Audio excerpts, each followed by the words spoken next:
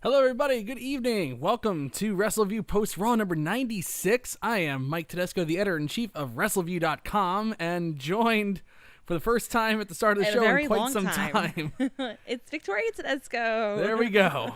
Man, oh man. Happy Labor Day, everybody. Happy Labor Day. In the United States. Actually, it's funny. I totally forgot until this morning it was Labor Day. I know. I really did. No barbecues. We didn't do anything fun. No, we didn't do a barbecue. Wrestling. We didn't go to nothing. Nothing. I went out to like a brunch with my mom. That's about it. That's all I did. Yeah. I mean, that is fun. It was fun. That's fun. Yeah, it was fun. Yeah, it's fun. Yeah, it's fun. But nothing exciting like we normally do. Do we ever normally do anything on Labor Day, actually? No, we normally do go to a barbecue. I feel like normally we'll, or you even will cook burgers or something. Yes, but I will usually cook it's burgers. Been such a crazy time with us starting school tomorrow that... Starting school, all virtual. Oh, boy. It's going to be something. I could use an extra day to get ready. Everyone pray for us. That's all I'm just going to say. Check our settings in school, but just pray. Alas, we don't get that. Just say a little prayer for the Tedescos tomorrow. Yes, please do. Please embark on this journey, and for the rest of the teachers too. It's going to be something. But you know what? It's Labor Day. We didn't do anything too exciting, but Raw actually wasn't half bad. No. Tonight. No. Kind of interesting. Wasn't. Yeah, absolutely. Nice little surprise there. Mm-hmm. Nice little surprise. So, before we get into all that stuff, let's say hello to the loyal people that have come to see us on the tail end of their Labor Day. I'm sure they are happy that we're here before 11:30. Usually we start around that time. All right. Well, again, we have a child. We have a child. So say hello to us in the chat room. Nafis is in the chat room. Nafis. All right. Our dear friend Nafis. Yes. Andrew Elder. Hello. Andrew Elder. Oh, I forgot my book.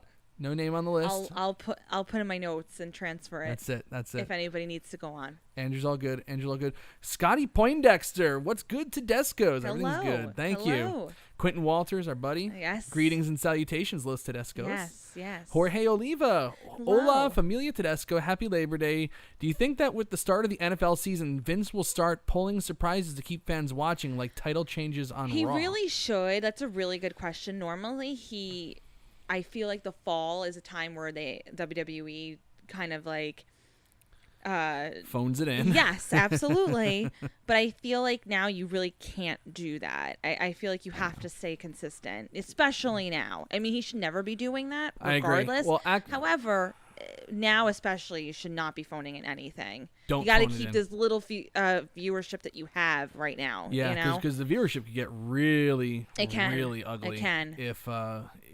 If they start phoning it in right now. Absolutely. Because it's not pretty as it is. That was a great question. That's a good question. But we will talk about Vince and surprises and the absolutely poor advertising for Raw. Okay, I found everybody, just a quick little note before we actually delve into Raw and finish saying hello to everybody in the chat.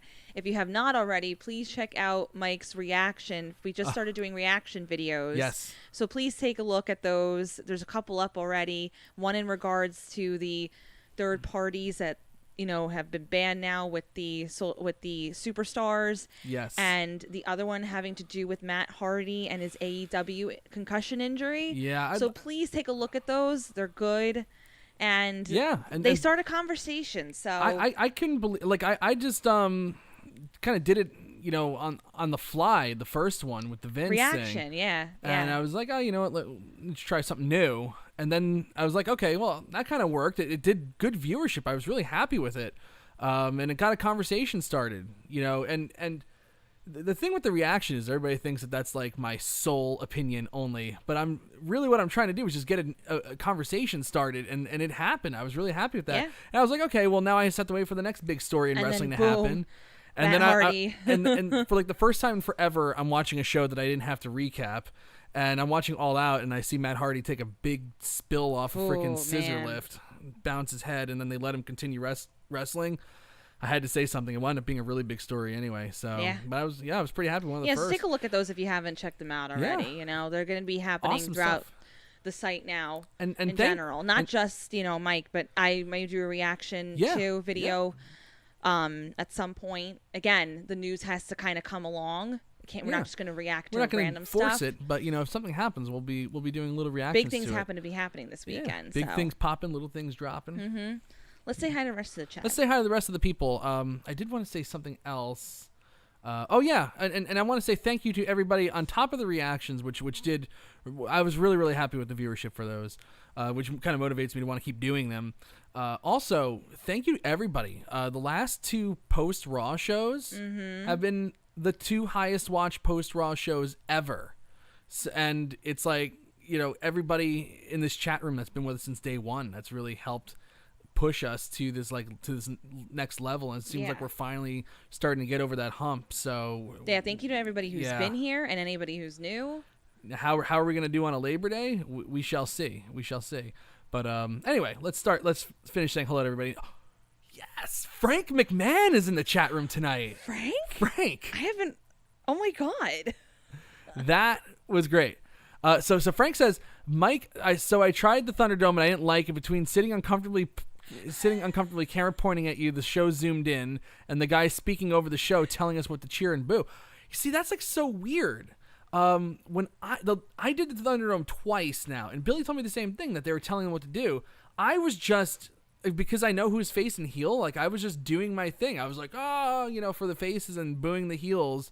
They never told me to do a single thing. I never heard one direction. It's 2 funny. times I was in the ThunderDome. Not only you, but other people. They have said. I've heard that, but I didn't believe it because it never happened to me. And you and another person that I know, they went on and they didn't tell them how to react. Yeah. So I guess they pick and choose, or maybe just random. I don't know. I really don't know. I don't know. My crazy pills, everyone. I don't know. Yeah, no, but I do have to admit, it is extremely uncomfortable trying to sit and line your body up with the outline of the little person that they want for where they want you to be. It is extremely uncomfortable. Now I have a question. But it's great to see Frank. I really miss Frank's interactions on Facebook. I know every now and then we talk. But I love the conversation that he starts, even if it's some people aren't on board with what he's saying. It's just great to watch the back and forth. Conversation. I love conversation. What were you gonna say? I was gonna say I'm curious to see, because I don't think they actually do this. I haven't heard of it, but you know how there are kind of guidelines to being in the ThunderDome.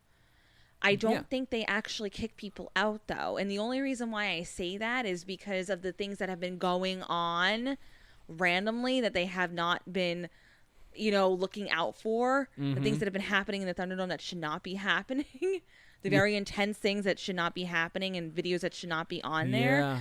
I don't think they're really following that guideline of from what being kicked out from the ThunderDome. Well, from what I understand, if you have a good showing in the ThunderDome, you're cooperative and everything, you get put now they're going to start putting people on a list of people that they can trust, and those people will be moved up quicker than those that aren't. So if it's your first time in a ThunderDome, you might not wind up in the front.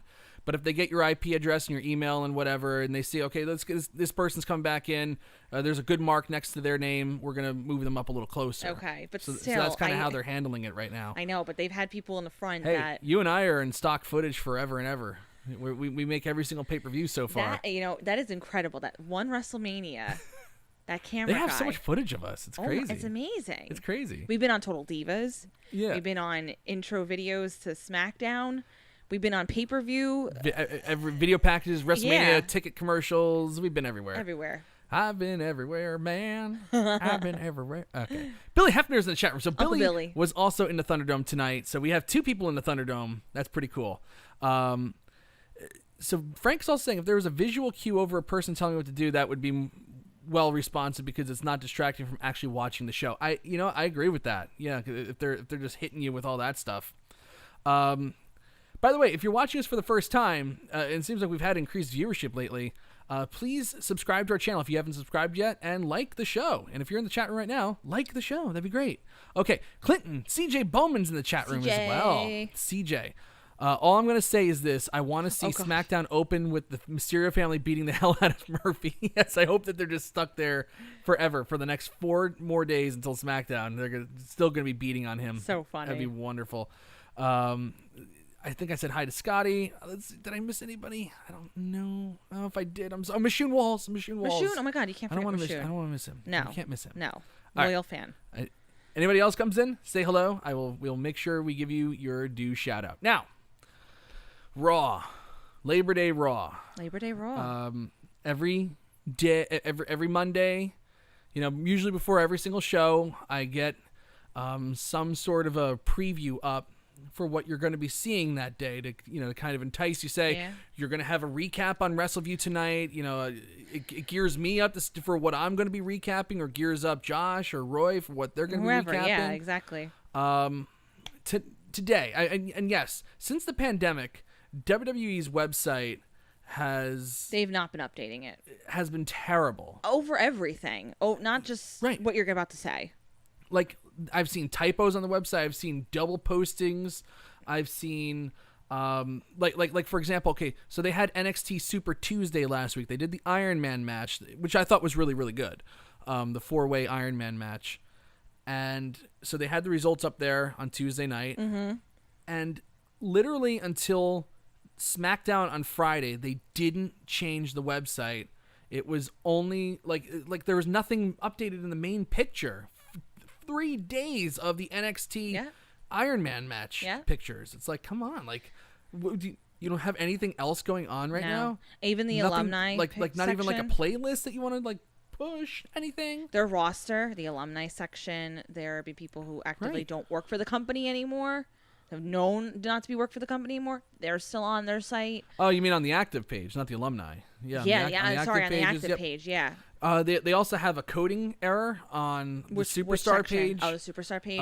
That shows the champions. Forever, they've had Jordan Devlin and Santos Escobar. Just like their pictures are just so enlarged. It's like so weird.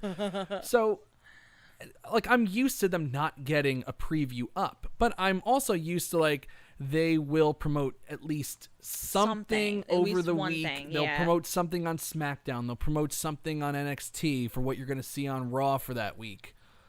Nothing all day. But I think I know why, though. I'm sure. No, I know why too. But imagine, like, we're trying to get people to watch this show, right? Like that's the whole purpose of the website is a giant advertisement for their show. Yeah. They're having trouble getting people just to tune in regularly. Right. And now all day there's no hint of anything that you're going to see on the show. It's just, they're going to watch, and whatever, it's Labor Day. Who cares? 90 minutes before the show starts, they finally start advertising some things. That's absurd. That's asinine. It's they're usually so good with their advertising and their promotion. It's ridiculous. But it's the turmoil backstage, the shit that goes on, that the show is constantly either up in the air or being rewritten throughout the day. Like that's insane. I guarantee something like that. Although today's Labor Day and more people watch, like Labor Day is traditionally usually a pretty good day for people to watch wrestling. For whatever reason, the ratings are always a little above average on Labor Day. I'd be curious to see what happens during the pandemic. And Raw was trending number 1 on Twitter, whatever the hell that means. But you can't just expect people just to tune in. Like they have to do a better job promoting. And we've talked about this for weeks now. They advertise nothing going into the show. You know what? Meanwhile, AEW, every single thing that you're going to see on that show. Not every single thing, because they'll pull out some surprises or debuts or whatever, or an impromptu match. But you generally know, like, there's enough advertised for you to make a decision. I want to watch this show. These are some really interesting matchups. They also do that for NXT, because NXT usually goes against AEW. Yeah. So you know what you're going to see on NXT. I know everything I'm going to see on NXT this week. I'm excited to watch NXT this week because I know what's going to be on the show. Not knowing what's going on Raw, I'm going to be watching anyway, but somebody else, it's like, I don't know what's going to be on Raw tonight. Playoffs are on. I'll watch that instead. Yeah. The one thing I have to say I do disagree with you on is not what you're saying in terms of they're not promoting well, is that you said they used to promote the show well. And like when terms they used to do something, but I feel, what are you doing? Out of the shot. Was it in the shot? Yes. My crazy pills were in the shot? Yes. They're not in crazy pills, by the way. No. But I feel like, I don't know, I feel like they've never done a really good job of promoting things. Even, you know what I noticed too? There was always a problem with advertising superstars in terms of like if they were doing signings, if they were doing some sort of like meet and greet of some sort. I don't think that they've ever really gotten the promotion type thing underway, just in general. I will say this, not even their social media, actually. I don't think their social media is really up to par. I think the superstars themselves do a really good job of promoting themselves, but I don't think their actual team is doing a good job whatsoever. So I'm not entirely surprised that this is going on where they're not promoting things. And again, with them being so last minute with everything, in terms of, you know, they're writing last minute. I don't think they themselves know who's always going to be on the show and whatnot. So how can you really promote what's going on? So I just think in general, that's where their issues lie. So I don't really know if it's a fair statement to say that they actually have ever done a good job. But what they need to do is, like they have been doing with these shows, the shows overall have been getting better. So they really should be now upping their game where they promote the things that they do know about, or at least trying to up their social media game and everything to that effect. So that's the one thing I have to say like I said, I disagree with you with, in terms of I don't think they ever had good promotion. But now more than ever, they really have to up their game, and they really have to try to promote something, even if it's like the smallest thing. But yes. I was just saying how I don't really find that they've ever been good at promotion. I don't think their social media is good. I think the superstars themselves promote themselves really well. Well, yeah, the superstars, they're creating a brand. They understand that that's like how you get over. You have to kind of create a brand that people are interested in. Because I follow them on Twitter. I follow them on Instagram. I do all that, right? I don't find them to be anything exciting. And again, I'm not looking for somebody like I'm telling you, like Wendy's, whoever writes for Wendy's on social media, they're the best. Like they're so creative, they're witty, and whoever's doing that, like, you know, whatever. But I think they do a good job. Like as the show goes on, they get a good, they have good, you know, tweets, and they definitely get stuff out. But I don't think they're anything outstanding. I'm just saying, I'm not, and again, I'm not I haven't been able to be as active on social media just with the way my life is.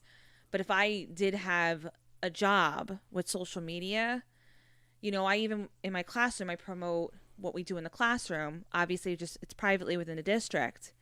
But I find myself, you know, creative and witty with my tweets and like explaining what goes on in my classroom, you know? Yes. But I don't feel like they're doing anything above and beyond. And that's just my opinion.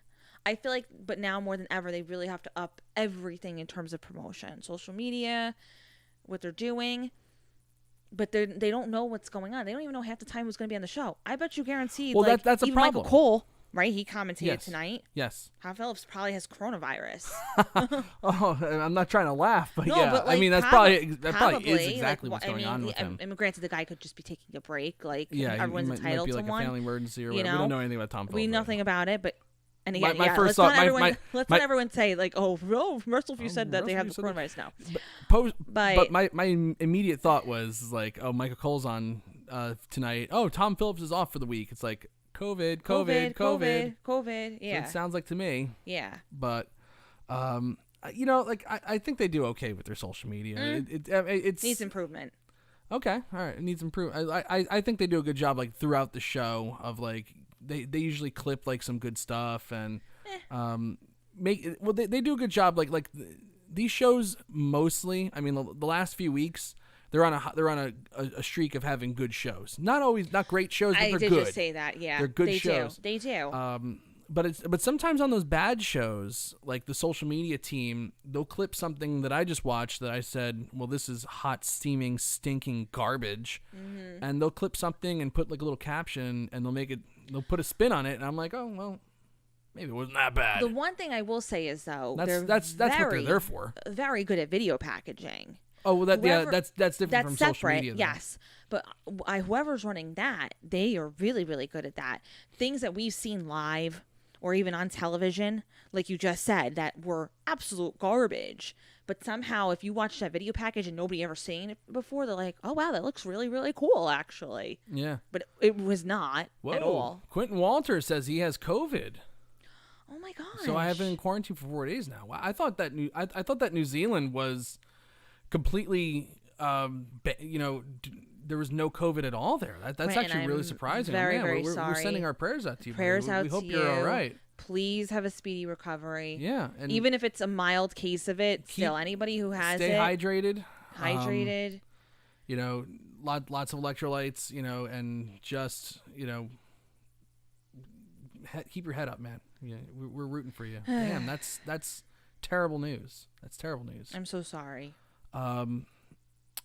CJ's talking about that it's bad to over-promise and under-deliver. Under-promising and over-delivering is what WWE needs right now.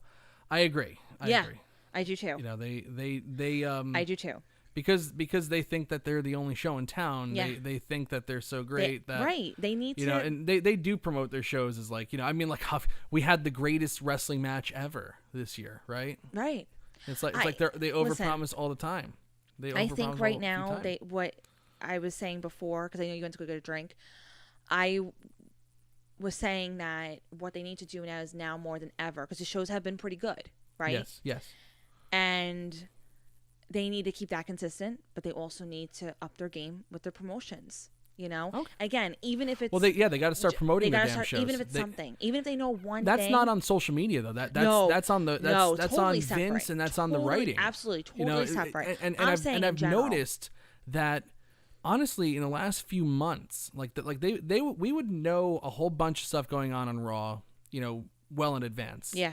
Yeah. They would always have something advertised at the end of the show, before the main event segment or before that final segment. They would tell you this is what's going to be on Raw next week. Yeah. This is before the pandemic when they were taping two shows back to back. That. You're so right. They would always have something, and I've noticed that since Bruce took over Raw, they haven't been doing. They haven't been doing that because I guarantee you.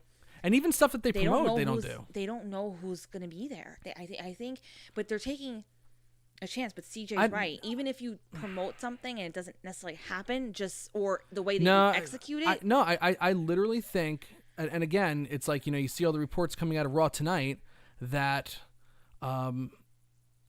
the show was up in the air until almost 6:30, 7 o'clock. I think so too. You can't keep rewriting the damn show. You have to settle on the script well in advance, at least a day. Vince has lost it recently. This is how I feel like his brain works. And you could correct me if I'm wrong, but this is my personal opinion. He sits there. Mm-hmm. He absorbs it, but then something just triggers him, and then he just blurts it out. I could foresee him in a staff meeting, and him just all of a sudden it's quiet, or writers are talking, and Bruce is talking, and then all of a sudden Vince is just like, you know what? I don't want people using social media anymore, or you know what I mean, third party. Whatever. I think these things just pop into his head, and he's like. I know. Or the writers are talking and they're talking about the show tonight. He's like, no, do this, do that, do that, do this, do that, do that. He's never satisfied. Well, I look, Vince. Every now and then, when you listen to one of those investor conference calls with him, which I listen to, yes. Most of the time he's bullshitting. That it just is, or it's some kind of spin to make things sound better than they really politically are. Correct. Yeah. Every now and then he will say something that is completely honest. And I don't know if he means to, or if he, and it's usually when they start asking pressing questions. Like, for example, at the last one, mm-hmm. they said, what's going, AEW and NXT seem like, they're getting this kind of demographic or viewership or whatever consistently. Like, what's going on with Raw and SmackDown? He goes, right. We're having trouble getting Raw and SmackDown to appear youthful. And I was like, that's pretty damn honest answer. Yeah. That's about as honest an answer as you get from Vince McMahon. Right. The other thing that he said that was super honest was a year ago, when he was talking about the hiring of Paul Heyman and Eric Bischoff, and he said, look, I can't be in the weeds anymore in storylines. I need somebody to I need to just give an overall story, and I need somebody to execute that for me because I can't continue to do this. And a year later, he's still in the weeds. At the end of the day, he's still in the weeds, and that's honestly at the end of the day, that's what hurts this show the most. That's what hurts this show the most is that Vince can't just say, I need to step back. I have to step back. He can't. He's like that tiger mom, like the helicopter mom, where he pretends that like, oh, I'm gonna be good. I'm gonna let my kid do it. I'm gonna let my kid be more independent, and then all of a sudden, he doesn't like something. And he has to intervene. He can't control himself. He has major control issues. And I get it. Yep. When you're the boss of something, when you're running something, you want it to execute well. Yeah. But have a little faith in the people that you have, trusted to take on their role. Well, here's hoping. Tim McCain in the chat room. We say hello to him. Corey Howe in the chat room. Hello. Corey. I got some good retro stuff cooking for Corey. I know that, and I think everybody else kind of like the retro stuff too. Yeah, it's very good. We got a couple of really cool features. I enjoy coming up. it. We got a couple of cool features coming up on the website in the coming weeks. So I hope everybody will be happy. Did I say hi to Sweet Lou yet? No, you did not. No, we didn't say hi to Sweet Lou yet. Hello. All right. Another thing I want to talk about before Raw goes on, and I wanted to talk about it very briefly because number one, it's the post Raw show. And number two, I already talked about it in my reaction video. But it was yesterday, Tony Khan put out a tweet saying, or gosh, all the days blend together. No, it was yesterday because today's Monday. He put out a tweet saying that Matt Hardy is being driven home. He doesn't have a concussion. He had all these scans done, and there's no concussion. And I'm like, Tony, do not dig yourself Who are you trying deeper to fool, into a hole. Do not dig yourself deeper into a hole.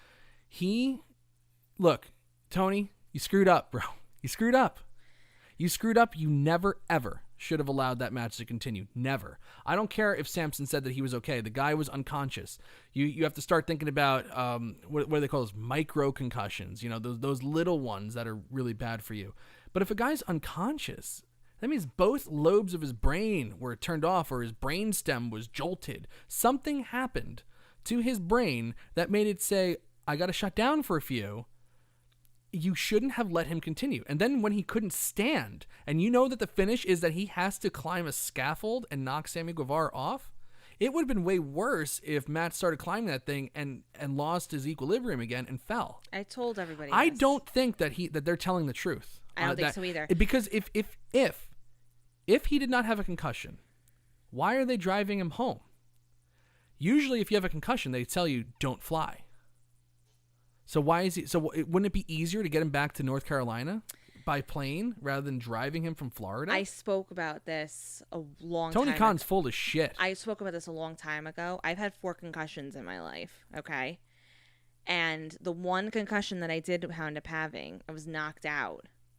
And from what I was told, again, I don't really recall, right? Yeah. But after I kind of blacked out, whoever the person who found me at the time, they said it almost was if like I was there, but I wasn't there. Like I was very glossy-eyed. Yeah. But I don't remember any of it. But I was responding. You're capable of responding with concussions, but you don't necessarily remember them. And I remember too, when you get one, you're out. Like you're messed up for a while. You don't have full functioning capabilities to think properly or rationally. You don't know what's going on. Right. So sometimes you appear to, like, even if you're glossy-eyed, sometimes you appear to know what's going on, but you don't actually know what's going on. Yeah. I don't remember that day at all. I caught a lot of heat for saying that Tony Khan is operating a meat wagon. And maybe that's an unfair statement because he's a big giant mark. He loves all these guys. He loves them. He wants to be one of them. But at the end of the day, letting 45-year-old Matt Hardy with a family, a wife and 3 kids, and responsibilities and a legacy that's already rock solid, continue on with that match because you got to get to a finish because there's some stupid stipulation. Stupid. Are you kidding me? Stupid. Are you kidding me? Tony, but you're an idiot. It doesn't matter because somebody said in the comments too when you talked about your reaction video, right? Somebody responded to you and said, but Matt Hardy said he was fine. Yeah. It doesn't matter. That should never be allowed. Well, number one, that isn't what happened. Although AEW did say that was what happened initially. That's what they said. They did say that initially on the broadcast, and then they had to clarify it. I know, absolutely. That's what I'm saying. But it's like, that doesn't matter. Again, I don't know what I said. I could have said, oh, I'm fine. But I again, day later, I don't even remember. I couldn't even remember the next day what happened. And if he did have a concussion, why did he even go to the hospital in the first place? You know, if he was cleared to compete, if he was cleared to continue on, why did they immediately send him to the hospital afterward? If he was so okay, what kind of concussion test takes 2 minutes? Doesn't. Oh, Matt, what's your name? Matt, you're clear. No, it's not. it's not that. Like, what was that? Even in the NFL, like they pull him off and put him under the blue tent for at least 5 minutes. It's really what an embarrassment. A true concussion. What an embarrassment. Test is more than that. It really is. That was disaster. Okay, so if Matt Hardy didn't have a concussion from that, then I should not have a concussion from the 4 times that I've had my concussions. Okay, yeah. So, and the one time I blacked out was in the bell bar of the gym. Yep. And he went on the concrete floor. Yeah. But no, he didn't get a concussion. Okay. Yeah, from 12 feet in the air. Yeah. Okay. I mean, and of course, his wife also said that it's 1,000% Yeah, and concussion. everyone's saying, real quick, and then we'll move on to Raw. Everyone's saying that, oh, she's not a really good, reliable source, and, you know, she said her stuff. Don't get me wrong. Oh, yeah. She's had, Debbie Hardy is not. She's not exactly like shy. No. And she's caused trouble. She's definitely caused trouble. However, I don't think what purpose would it serve to her for her to lie about her husband's condition? Right. Really, at this point, what would that serve? Nothing. There'd be no purpose. Nothing. Because, the truth be told, well, I don't really think this now. They respect Matt Hardy in that company, but they don't respect him enough to make sure that he's safe and healthy. No. But they respect him enough to be a performer, right? So what would that have purpose that it served if she's lying about him not having a concussion? Him having a concussion. Bad move. Know. Just really, really bad. And we're still talking about it days later. Moving on. It's just bad. Janelle Jackson in the chat room tonight. So, Mike, I think this is what we should do for Raw. Yes. Like we've kind of been doing. Talk about the big stuff and quickly recap some of the little things in between. Okay. What do you think? I like that idea. So, we're moving on to the Raw recap then. All right, so Raw kicks off with Randy Orton coming to the ring. He said that what he said he was going to do, he did last week. He beat Kevin Owens, he beat Seth Rollins and Keith Lee, and now he gets to face Drew McIntyre for the WWE Championship. Exactly what he said he was going to do. He said he would jump through whatever hoops he had to do to get there. And he's going to face him if McIntyre can make it to Clash of Champions. And I was like, okay, they keep doing this if thing, so it's like they're going to be holding him off. Yeah. I was like, wow, I can't believe that. How long are they going to hold him off for? Number one, this happened the night after SummerSlam with the 3 punt kicks to the head. Yes. And I was like, they are showing an unbelievable amount of restraint. Keeping Drew McIntyre off of television because this company, this is the same company that earlier this year, Shayna Baszler bit Becky Lynch on the back of the neck on her spinal, and Becky was back on her spinal column, and she was carted off in an ambulance, and then she drove the ambulance back, and bloody mess, and she's pulling off like, wow. So I couldn't believe that they kept him off TV. I mean, you were even saying he was going to be on Payback. I was like, oh, he'll be back next week. Back next week. Well, they waited another week. Yes. So he said he kicked Drew. He said that Drew McIntyre should hand him the WWE title, and because he broke his frickin' jaw. That's what happened. So an ambulance, you hear the sound of a siren, and my initial thought was, oh my God, Scott Steiner's coming back. I'm kidding. I didn't actually think that. He's fat. And out pops Drew McIntyre. WWE champion Drew McIntyre comes to the ring and immediately hits Randy Orton with a glorious Claymore kick. And this thing looked really nice. Let me see if I can pull this up real quick. There it is. Okay, great. Okay, I'm getting there. Good Claymore kick. So he actually drilled him right in the face. If you really catch like this, let me pull this up a little more. The Claymore kicks are pretty intense. I like them. Make it even bigger. Yeah, he really caught him pretty good. I think Orton did get his hand up, but yeah. So the story is, and I like this story a lot, that they are both going to have jaw injuries heading into the Clash of Champions. So Drew McIntyre, even though he was talking perfectly tonight, perfect diction, his jaw didn't really seem to be broken. I mean, like, I imagine if you had a broken jaw, even taking a bump would like jostle the jaw and like really hurt it. I would have to say I've never broken my jaw before, thank God. But usually it's like I've heard from people that have broken their jaw that you're, drinking your food through a straw. But anyway, good little segment to kick it off. And then throughout the night, Orton would go on to face Keith Lee, and he would eat another Claymore kick. And then as he's leaving the arena, holding his jaw in pain, he was hit with a third Claymore kick. So 3 punt kicks, 3 Claymore kicks. They're both on an even field going into Clash. I just love everything about this story. Yeah, and then what's going to wind up happening is breaking news. Really good. Breaking news, everybody, for Clash of Champions. It's going to be a jaw-for-jaw match. We have to rip each other's jaw out to see You have to wind up like the Maitlands and Beetlejuice when he goes to talk at the end when he's a ghoul and his jaw falls off. Just kidding. That would be something. No, this was played off very nicely, and I feel like that the two of them, this has just been really, really a good showing of what this company is very much capable of good storytelling, But again, they have trust in Randy Orton, they have trust in Drew McIntyre. Yep. But I love everything about this. I something to really look forward to. Anytime those two get in the ring together, there's something that happens. Yeah. And I like a veteran. Me too. And I'm not gonna call Drew McIntyre a newbie by any means, but somebody who's coming back into the company with full force, and getting the real opportunity that he does deserve, because I do think he deserves it at this point. He's been heating up since they did this ThunderDome thing. Yeah.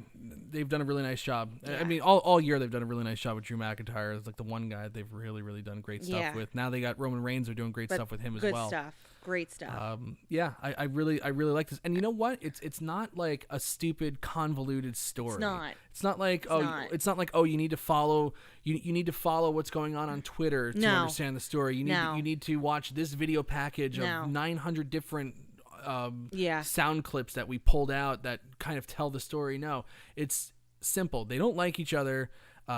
His jaw's broken. Orton's jaw is potentially broken. Orton was loaded in an ambulance and driven off. Orton's been like the most protected heel on the roster all year. Yeah. And he's driven off in an ambulance tonight. So that's great. I mean, it's a simple story. It's simple, but simple has always been better. So again, it proves that they can do it. They know how to tell a good story. CJ caught on to what I was doing. He goes, or have to watch Being the Elite to understand what's going on. Yes, I was kind of going for that. I have to stop kind of poking fun at AEW right now, but I am. If you go on my Twitter and if you've been on my Twitter and you're stunned that I'm tweeting, so was I. But that's how fired up I was, because I wasn't recapping. I didn't want to use the Wrestleview bully pulpit to kind of call out Tony Khan while Jerome was doing the recap. True, yeah. Even though Jerome really did not like AEW All Out, he was. I think somebody called him sassy, and Jerome got a kick out of that. So Jerome was very sassy that night. I actually be curious to see how we have to ask Jerome how Gabby thought of the show. Yes, we have to find out. But I had to tweet. I added right at Tony Khan. I know he's checking his Twitter all the time. Like, oh, how's everybody think of the show? What's everybody think? Like, and I was like, shame on you, shame, you're shameful, shame on the Khan, shame on the Khan house. Have sinned. You have sinned, Tony Khan. You have sinned. Anyway, good story. Good story. Really, really good story here. Another one that I love. Here's another big story coming out of the night. Give it to me. Has to do with the Hurt Business. The Hurt Business. Oh, business is booming. This is great. We've been talking about it for weeks now. We have been. We've been talking about it for weeks. Mm-hmm. I said that Cedric Alexander's going to join the Hurt Business, and of everybody that they're pushing in the Hurt Business, Shelton Benjamin's getting a career renaissance through this. MVP got a career renaissance through this. Bobby Lashley's finally being used to his potential in this stable. But the one who's going to come out the best from this entire thing with Apollo Crews, Ricochet, MVP, Lashley, Benjamin, is going to be Cedric Alexander. When he eventually joins the Hurt Business, he's going to take off. This guy is going to take off. You watch. Tonight, first step, complete. Cedric Alexander is part of the Hurt Business. What's great about this is I love the fact that they didn't elongate it any further. Yes. They stretched it as far as it could go. They did. And now it was time. Yep. It was definitely time for him to join. And because if you wait too long, then that's it. Then people are going to lose interest. How many times have we seen in this company that they have taken too long to pull the trigger on something, and when they finally do, it's cold? So many times. I mean, look at Braun Strowman. So and they didn't even want to pull the trigger on him. It was only times. because Reigns didn't want to do WrestleMania So that many they pulled times. the trigger on him. It's actually Sasha insane. Banks and Bayley, even though like they had a good angle on SmackDown, but I mean it's been 4 years exactly building but to this was the perfect time to do it, and I'm so happy that they did. I'm really, really happy they pulled the trigger, and it's going to do amazing things for Cedric Alexander. Amazing things, no doubt. He can really only go up from here. And to be honest with you, the Hurt Business has shown, like you said, with the other people in the stable, that they know what they're doing. Like, they know what they're doing with that stable. Yeah. So everything about this is just win, win, win, win, win.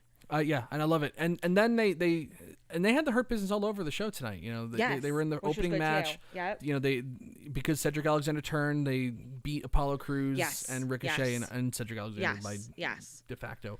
But later on the night, they have MVP with the VIP lounge, and I really like this little tension in the group. You know, because like, you know, every now and then like somebody's gonna have to like, you know, take a step back, and Shelton Benjamin was the one who was like, if this is a game, I'm gonna get you. Yeah. You know, he was the one who was kind of being the bully, and Alexander was like, oh, okay.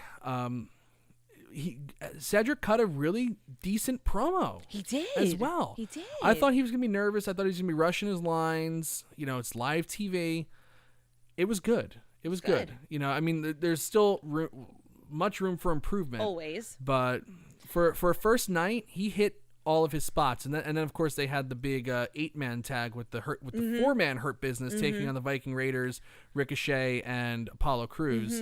And Cedric was great in this. They had him playing the chicken shit guy who didn't tag in, you know, until everything was going right. And the only thing that sucked about that match, actually, I think there's two things that suck about this match. What do you think was sucked about it? Well, one, I think it's going to come out that something happened to Ivar. When he did the suicide dive, immediately he went like this. Like he just jacked his wrist or broke his wrist. Yeah, no, I do recall that, yeah. And they had people checking on him after the match was over. I'm a little worried about Ivar. No, right makes now. sense. The other thing that sucked, and it's just so indicative of Ricochet since being, you know, moved to Raw from NXT. Yeah.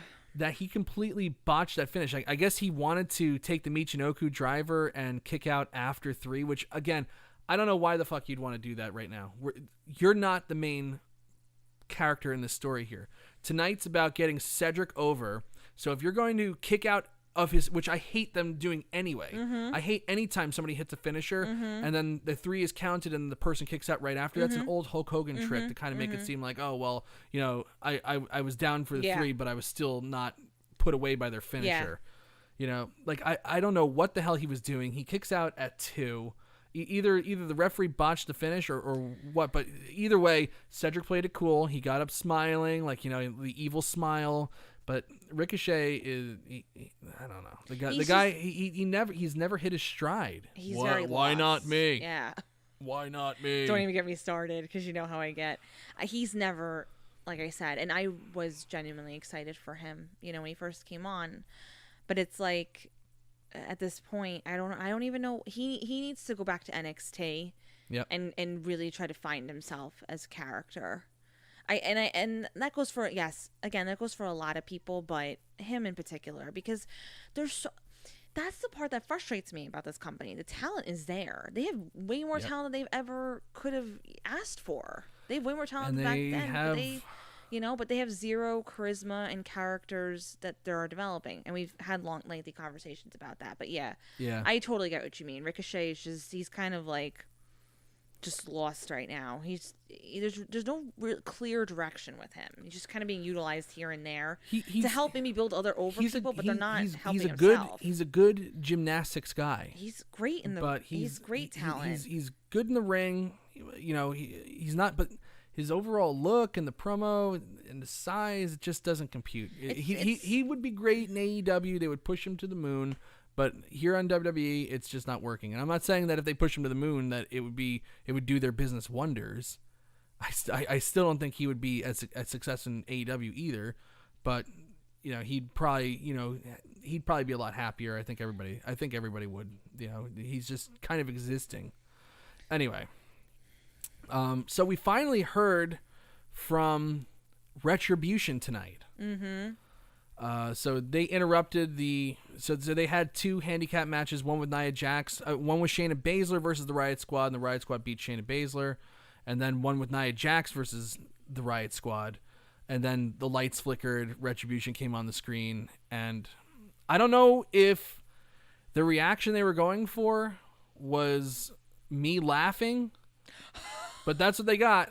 They had these 2 dweebs cutting like the old, like when they did the Shockmaster after he fell through the wall and his fucking helmet came off. They had Ole Anderson or Arn Anderson. One of the Andersons was on the microphone cutting the promo for the guy because he was supposed to be wearing a mask, using lots of vocal distortion. You know, like, oh yes, Sting and da da da da da. Like that's kind of what they were doing here. They had some audio distortion here. One of the members spoke. This ThunderDome is only a facade. Behind this mountain of screens is the same foundation, the same WWE as before, the same behemoth that discarded and disowned us, leaving us to survive in an unfair world while the powerful continue to grow, while we feed on the scraps of contempt. I'm like, dude, no. Like this fucking promo was written just now.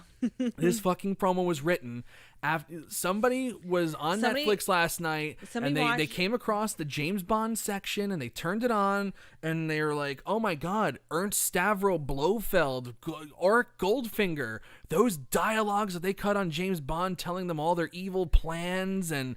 No, Mr. Bond, I expect you to die. That's what we got to book. That's how we got to write Retribution right there. That's how we got to do it. Like, are you kidding me? And then they had the other guy came out and he sounded like Darth Vader. Are you kidding me? So it was a combination between James Bond and Star Wars. Yeah, Blofeld and Darth Vader. And then the other guy's like, the locusts of contempt are going to feed on anybody who supports WWE. The darkness of Retribution will seep into the pores of every superstar and all of your so-called universe. I'm like, you can't be serious. That's really, somebody thought that was a good idea, and they also implied somebody thought that was a good idea, and they also Scotty Poindexter also thinking live and let die. Absolutely, live and let die. Yes. Oh my God, like, so they implied that these are also released superstars from the April release. So if this fucking winds up, this Retribution, if this winds up with No Way Jose having the push of his fucking life in Retribution, I might check out on this product indefinitely. If No Way Jose is part of Retribution, I'm fucking checking out. That's going to be the dumbest. That's going to be the dumbest shit that ever existed. What's really dumb about the whole thing is... Thank you.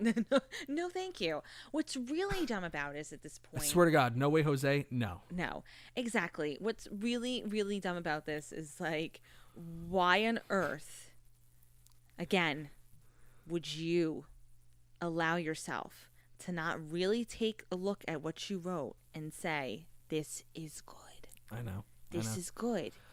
I'm pretty sure that the big guy was Dominic Dijakovic, even though he wasn't fired. But there's going to be some people in there that are going to be, you know, released people that they rehired or people that they said they released, but they were really furloughed. Okay, but you know what's interesting though? What they honestly should have done with that is that's actually fine, right? That's fine. Yeah. If that's the idea that they're going with. But these promos, right? Because the idea of Retribution, right? That it's in its name, you know, you want whatever. Yes, I get but it. Like, But again, like you said, if it's someone like No Way Jose, forget it. Like, who wants any part of this? You know, it'd be really ironic and amazing is if it was Primo and Epico, like part of this group. Because they have to atone for the golden gallons on Doug's show. Anyway, moving on. I think I can't talk about this anymore. Well, I think Mike could really just sweating even thinking about it. You're sweating. Dominic Mysterio killed it in the street fight tonight. Oh my God. This guy is so damn good. Street fight against Murphy with the Mysterio family out there. So it's Ray, Angie, Aaliyah, and Dominic all at ringside. Seth Rollins nowhere to be seen tonight, which I'm sure made Andrew Elder extremely happy. Dominic. And you. yeah, me too. Dominic was awesome in this. Absolutely awesome. There was a bunch of stuff that he did that he just hit his every single mark. He hit it perfectly. You're going to think I'm crazy, but with Dominic tonight, before he had his match, but when Mysterio was talking, and he had the family behind him, including Dominic. Yep. There's such a confidence in Dominic, but it's not like a cocky confidence. It's that kind of like, he's patting his dad on the back. He's looking cool. He's like looking collected in himself. He's looking sure of himself, but it's not like braggadocious type thing. Yeah. It's a very, laid back type of confidence, but then when he goes out into the ring, it's a totally different experience.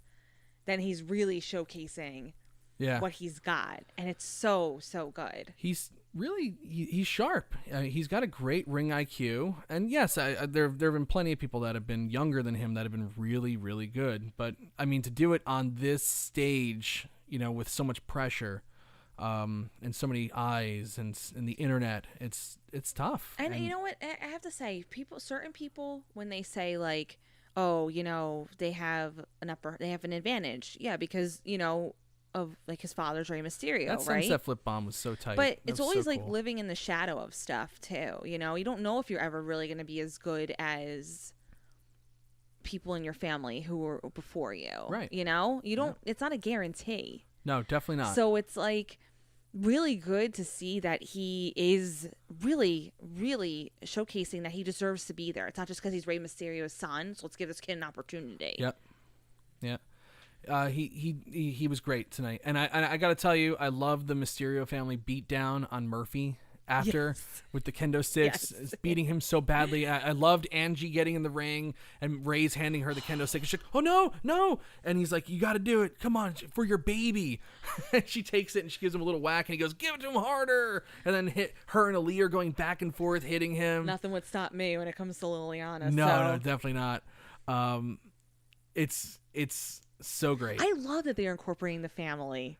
I love that, just in general, that they've had his mother there for the past few weeks, the sisters there tonight. Like that's so cool. I like that the Mysterio family was the one standing tall tonight, because like throughout this feud, it's really been Rollins getting the better of them. They won at Payback, and then the next night Dominic gets stomped again. It's nice to see them standing tall as a collective unit, and I am wondering, because they have Angie and Aaliyah involved, if at some point, like they're gonna Rollins and Murphy are gonna Kinnap Angie and Aaliyah or something like that. That'd be funny. It's gonna be great, or put them in a cage above the ring. It just adds so many possibilities. Dynamics. So many possibilities. You were saying this before, though. I think you were saying this before. I don't know. Actually, I don't know if you said it. I think. Do you find that this is adding a little bit more to this feud, like it's continuing it, or do you want to see it end at some point soon? Oh no, I'm ready to move on from the Mysterio family and Rollins and Murphy. It's time. I mean, it's been going on for months. I think they're going to try to hold off. Thank God Ray's triceps injury wasn't as bad as they thought. As I thought it was. Yeah. It's going to be, he doesn't need surgery, but again, it's not really sure when he's going to recover. But Ray does need to have that final, blow off with him. But you could do that and let them do something in the meantime. Yeah, but I like this. I don't know. I just feel like it rejuvenates them a little bit, adding the family. It will definitely adds a few more layers and a few more stories that you could tell to kind of stretch it out a little more if you really needed to. Well, especially if, like you said, Mysterio's recovering right now. Yeah. All right, so those are like the big things from Raw. Also, because we talked about Randy Orton and Keith Lee, we kind of have to say that, they set Keith Lee up again like he was going to lose to Orton with the RKO, even though he blocked the RKO 2 times before and he got hit on the third time he finally took the RKO. They protected Keith Lee a lot in this match tonight. They definitely did. And they have been doing a better job, getting him to look formidable. I'm so happy. He didn't look like I was really worried that I was like, oh, they booked this match. It's just going to be Orton getting his win back. And luckily that's not what happened. So that was good. No. That's all I really wanted to say about that. But let's get to some quick hits here real quick. I like that. I always do that. Quick hits here real quick. I don't know why I do that. Say that 10 times fast. Yeah, try it. The Street Profits beat Andrade and Angel Garza. Like, here, talk about a feud that I'm ready to move on from. Oh, the Street Profits have been, I mean, they've been going with these guys since WrestleMania. Like, if you think about it, they would have had this match at SummerSlam and WrestleMania if Andrade didn't get injured heading into WrestleMania, and they called up Austin Theory to replace him. Very good call. It's like that's another one I'm ready to move on from. Yeah, I'm much more ready to move on than Mysterio versus Rollins and stuff like that. I love the Street Profits. There's not a lot of tag teams that are out there. I guess really, it's like the Viking Raiders, but they did that to death, and they really didn't do any justice with the Viking Raiders either. They had that that series of anything you can do, I can do better thing, which is pretty funny at times. It was pretty funny at times, but like. It never really put them over as like serious people. No, I'd like to see them, move into something. Even like the poisoning, like that's kind of been forgotten about, and it's kind of just like it's there. They just keep facing them every week. It's like, okay, well, can we move on? Like, and can we get Bianca Belair involved again? Bianca Belair left off this damn show again. What, is she sick? Like, what the? No, she's there every week. Get her out there with the Profits to counter Zelina.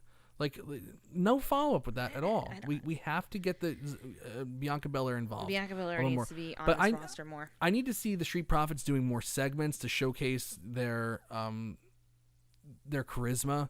Like they had the thing with Cesaro and Shinsuke Nakamura tonight to set up the champions versus champions next week. Good promo. Again, I just want to see these guys do more than they're doing. I feel like and they're so much capable of more. Next week is going to be a good litmus test to see what they can do further beyond Andrade and Angel Garza. Yeah, absolutely. Now, like I kind of liken them going with Andrade and Garza so much. It kind of like like a new band starting out where the agent keeps putting them in the same club to kind of hammer everything out. It's like okay, well just get them used. But I think they've been on the main roster, Raw for over a year. I think they're more than used to being on TV. So like, can we move them on to somebody else and get this thing going here? For sure. The Iconics had a match tonight. Peyton Royce and Billie Kay. They both got new music. Are we all really shocked that Peyton Royce beat Billie Kay? No. I'm shocked that they seem to be pulling back on the heel turn already. Yeah. Frank's saying that he thinks that they're going to unify the tag titles soon. I think that's a great call because we've lost a lot of tag teams. Especially the women's divisions lost a lot of tag teams, or they're about to lose some tag teams. They lost the Iconics, Sasha Banks and Bayley. They're going to be losing Nikki Cross and Alexa Bliss pretty soon. But we also, Andrade and Angel Garza essentially broke up tonight because of Angel Garza walking off. I would love to see those tag titles unified because I don't think there aren't enough tag teams to begin with. And it also gets, more people on the show, especially if you had the Street Profits, on both shows, then you could really see what they're about. Absolutely. Like they had unified titles. I think this whole separate thing just needs to go at this point. It's really not doing anybody any favors. Yeah. Well, it seems like they're walking back on the Peyton Royce thing. We'll see what happens. Usually if they were going to change something up, it would be like Billy, they would go immediately after the commercial. Billie Kay would be walking backstage and she would be interviewed, and then Peyton Royce would attack her from behind. They didn't do that. They just hugged and then they moved on to the next thing. Didn't even talk about it ever again. Yeah. So that was weird. Asuka and Mickie James are going to have a Raw Women's Championship match next week. They teamed up to take on Natalya and Lana. This match sucked. Horrible. Terrible. Everything was just blah. Natalya stinks. Lana's worse. And Mickie James is just happy to be there. I really don't know. I don't know what they're doing with them. I really don't. It's just... It's mind-boggling to me, and I hate to be the female who is so like against the females of the company. I don't think you're against them. No, not against them, but I would say I'm a little bit harder on them. I think I feel like I critique them a little bit more being that I'm a woman, because I want so much more for them as a division, but it's not working. You know what it is with Lana, and again, I'm going to make this real quick because there's really nothing to talk about with this. But you know what it is with Lana? It's that I feel like her head's just not in it. I don't. I feel like, her husband's out of the company. She's stuck here in this company, and I just don't think that she's really, really genuinely. Now it's like, now what? I don't know. I can't. Yes, there are definitely people in the company who've had relationships now, AEW here or whatever, and Rusev's not in AEW. I'm not saying that, but just in general. But I believe Rusev when he said he's done. Right. There's a big right now. There's a big standstill though with the women, and it's like, yeah. I feel like Lana's just been lost, just in general. Well, yeah, Lana just exists. It's like the whole storyline with Bobby Lashley and the marriage thing got dropped just immediately. The divorce, no follow up from that. No. Which is fine. It needed to end. As soon as the wedding happened, it was like, okay, kill this angle now. Yeah, of course. But moving on, that was just what I wanted to say real quick. It's nothing crazy. I gotta tell you, I like the handicap matches tonight with Shayna Baszler and Nia Jax against the Riot Squad. Even though we never saw what happened with the Nia Jax match, just because Retribution flicked the lights, they disappeared. But I like the Odd Couple tag team. I've talked about that before. I love Nia Jax and I love Shayna Baszler going back and forth. Nia teasing her at ringside and Nia costing Shayna Baszler the match because she was teasing her too much. It's good stuff. I really like what they're doing with that. So that was kind of an odd pairing, but worked out. A good really one, worked out because they're odds together, right? But they're strong, so they should be showcased as they're like you said, they're going back and forth, but they come out, whatever. But like, I don't know. I expect more from them. Not Nia Jax and Shayna Baszler so much, but the other women. I expect a little bit more. I agree. But it's not necessarily their fault either, so. No. There was something else I wanted to touch on, but now I can't remember, and it's such a long recap, I don't think I'll ever remember it. There's something there. There's something else that we didn't talk about. The women's tag, like you said, we talked about Retribution. Talked about the main event. I don't know. We spoke about Randy Orton and Keith Lee. Yeah. No, it's not going to come back. I don't know. I'm sorry. Raw Underground. Oh, okay. That's it. I cannot. I just can't for the life of me. Because you forget it. Are we really that surprised, my dear, that you would forget about that? No. Yeah, and Andrew just got me too. He just said Raw Underground. Yeah. Okay. It sucks. It's just bad. Ugh. Okay, so like Kevin Owens and Aleister Black brawled for an hour, and neither of them looked like they were sweating or shedding blood or even bruised from this intense brawl that they were having. It looked so cheesy and fake. Stupid. I really was getting angry when I kept the cuts. It's supposed to be a work Black shoot. and Owens. It doesn't look realistic at all. No, and again, it sucks. The whole point is, and I said this many times, okay, and I'm saying it again, everybody. The whole point is supposed to be like grimy and now just it looks fighting. too clean. It looks clean now. Yeah, but now it just lost like that edgy look. Yes, it's and it was a little bit too light for my, like it should be like more this dark and like a Fight Club type thing, but it's just. Ugh. I didn't like it. I don't like it. And it seems like they're getting Dabba-Kato involved in Kevin Owens and Aleister Black or whatever. I don't know. This did no favors for Kevin Owens and Aleister Black and Dabba-Kato. Somebody stop it. Somebody stop it. Please, let's just put the kibosh on it. Babatunde. Babatunde is going to be he's big, so he's going to be pushed. I'm so done cool. for it. Maybe he'll get the Mojo Rawley treatment. A little while on this. I love how it's like an adjective now. Mojo Rawley treatment. Yeah. Oh God. I don't like Raw Underground. Just it's never gonna be anything for me, and it's I don't know. Who likes it though? I'm sure there are people that do like it. I'm sure, but who?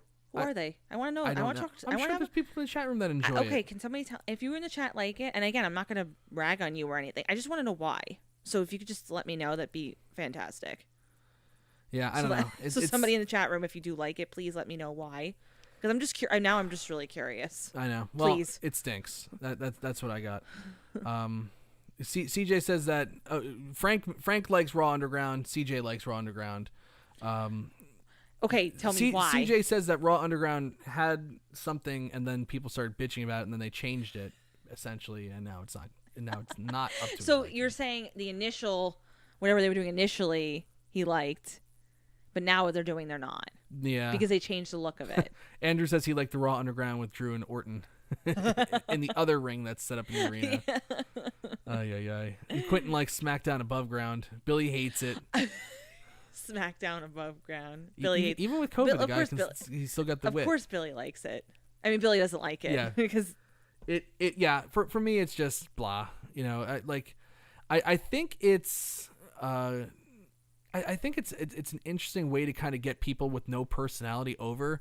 Like, I think if you put Marina Shafir and Jessamine Duke out there in a regular match and trying to have them emote or whatever it is, I think they'd be terrible at that. In fact, I've seen them be terrible at that in NXT.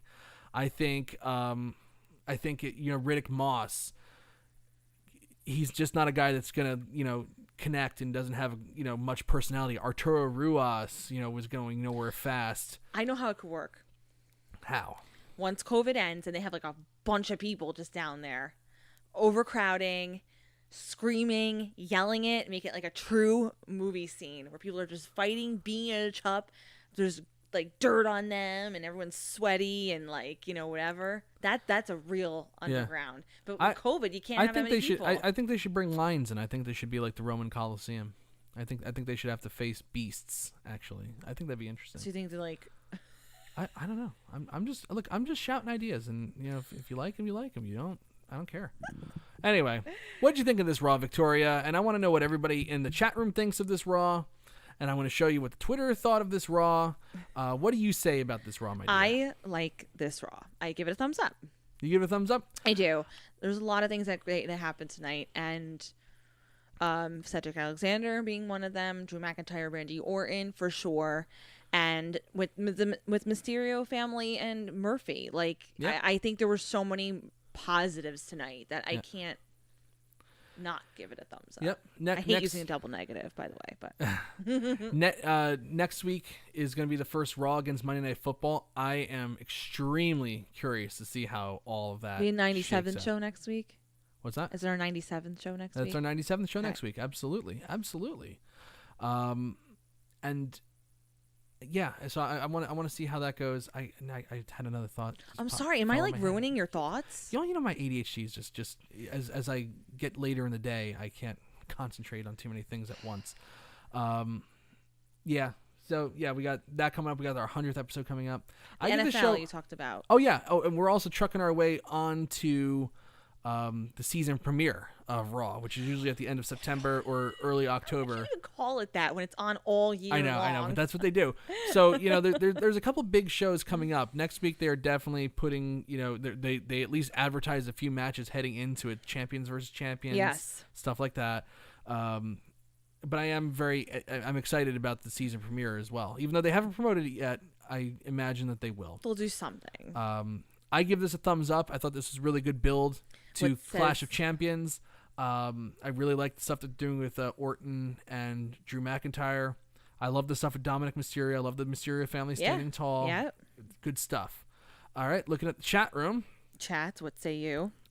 Chats. So Andrew Elder, thumbs way up because no Seth Rollins. You wouldn't. Scotty Poindexter. Scotty Poindexter gives a thumbs up. Thumbs up from CJ. Still miss John Cena. Yes, we do miss that one mega star on Raw. There's no mega star. I mean, there's Drew McIntyre, but mega I star. never thought I would say that, but I really do miss someone like Cena and Cena himself. Billy Hefner way up. Uncle Billy. Dedo Moy Ariba from Jorge Oliva. What does that mean? What is? I don't know if you're pronouncing it correctly. I'm probably not. That's why I can't understand. Well, Victoria is more fluent, knows more about it than I do. I'm not good with other languages. You're not pronouncing it correctly. That's why I can't. Okay. I think I'm going to say that Jorge's giving you the thumbs up. Okay. All right. Well, I'll take a look CJ later. knows my pain with the ADHD. Mashun Walls gives a thumbs up. Another good show. Quentin Walters, 69 thumbs up. And could you put Shell on the list? Put him on the list. Daniel wasn't here tonight. Tim McCain, I liked it. The matches were basic, but plenty of progression, which is what I prefer Raw, SmackDown to be. Save the big stuff for pay-per-views network. I agree. Billy Hefner says he can't hate something that he was on. CJ again says thumbs way up. True. All right. What does Twitter think? We'll get to that right now. We have 80% thumbs up. So Twitter liked the show. Twitter as liked well. the show. Twitter liked the show. That's very, very rare. Very rare. Sometimes I'll like a show and Twitter will give it a thumbs down because they're blah. Bobby Strauss, we didn't say hello to him yet. No, hello. Thumbs up from Bobby. Jorge says it's thumbs up in Spanish. Thank you for clarifying, Jorge. Okay, Jorge, you know that he did not pronounce it correctly. I did not. Not even close. I know. I'm embarrassed. I should be embarrassed. All right, we're going to wrap this thing up because we got school tomorrow. Shell is on the list, by the way. Shell's on the list. Victoria's got it. She actually turned the damn thing on because Victoria doesn't do any worked lists. She actually has a real list. I do. Everyone thinks like this was a joke. Like it's very much. She got her list out. So everybody, thank you so much for joining us tonight, and thanks for pushing our show up to new levels. We're just happy with how everything's going, and we're happy to have everybody that watches with us every week to continue watching with us. Oh, can I just say this real quick? Oh, yeah, I please. will do my rants at some point. It's been very, very busy. Oh yeah, Victoria's got to do that yes, rant. She's got a rant fired up. She's ready to go. Although he was kind of my friend this week because he was agreeing about agree. about I about thought Matt that Hardy. Alvarez was gonna be like, everybody got get off of AEW. He was my friend this week, so I can't. Yeah. Anyway, so all right, and Frank was here too, so that's always a plus on this show tonight. So exciting times ahead. I'm Mike Tedesco, the editor-in-chief of Wrestleview.com. I'm Victoria Tedesco. All right, everybody, have a great week, and we'll see you next week. Bye. Bye.